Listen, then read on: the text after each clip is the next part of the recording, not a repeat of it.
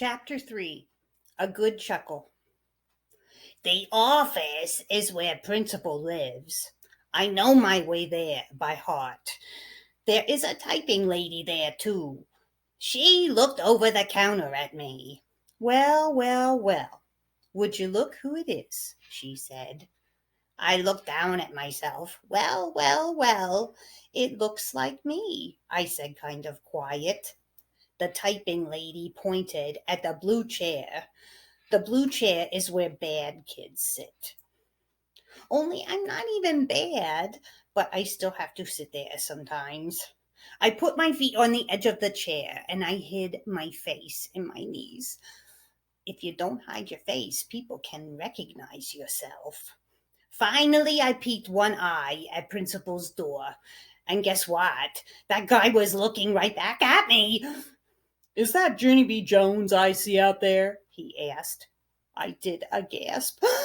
'Cause Principal can even recognize me from one eyeball, apparently. I went into his office, and I sat in a big wood chair. Principal winked at me. I'm a little bit surprised to see you, Junie B., he said. You haven't been sent here for quite some time. I nodded. I know it, I said. That's because my behavior has shown considerable improvement. I pronounced the words very perfect.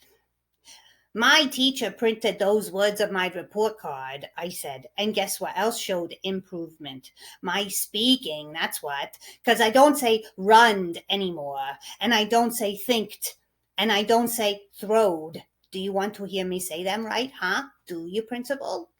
I took a big breath. Ran, ran, ran, ran. Thought, thought, thought, thought. Through, I said. I smiled, very proud. See, I told you. Mother says I am getting a better vocabulary, I said. Vocabulary, said Principal. Whatever, I said. Principal smiled. Yes, well, I'm delighted with your improvements, Junie B., he said. But if everything has gotten better, then why are you here? I wiggled in my chair, very uncomfortable. Because it wasn't my fault, that's why, I said. What wasn't your fault? Said Principal. I wiggled some more. Then finally I told Principal about how my teacher made us write a graduation poem and how she said the last word had to rhyme with blue. And so Polly Allen Puffer rhymed the word P-U, I said. But then Mrs. got very mad at him because she did not appreciate his behavior, young man. Only too bad for me, because my brain thought of an even sillier poem and my mouth couldn't hold it inside. Principal closed his eyes. He did some deep breaths. All right, let's hear it, he said. I gulped, very worried. Then I made my voice real soft. Roses are red, violets are blue, graduation is here, and your feet smell like stink, I said. After that, Principal kept his eyes closed a real long time, and he did not say any words.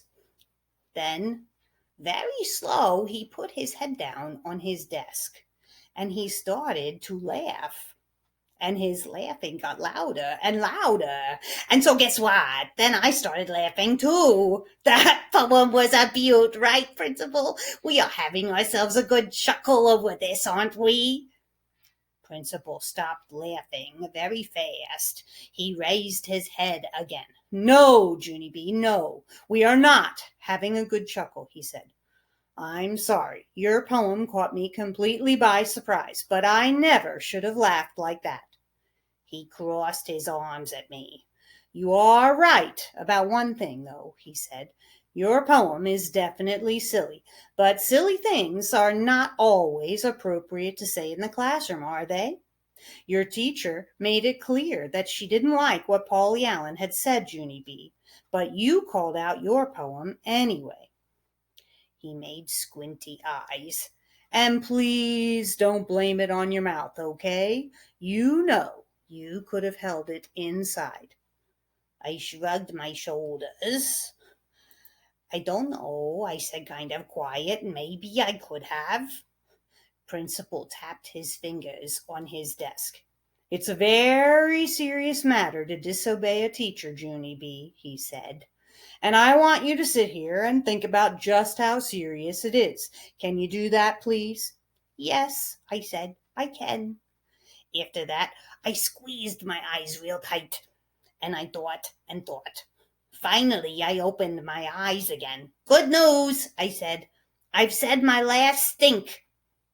Principal nodded his head. That is good news, he said. Then he stood up, and he held my hand, and he walked me into the hall. It's been an interesting year getting to know you, Junie B. Jones, he said. You're a fascinating little girl.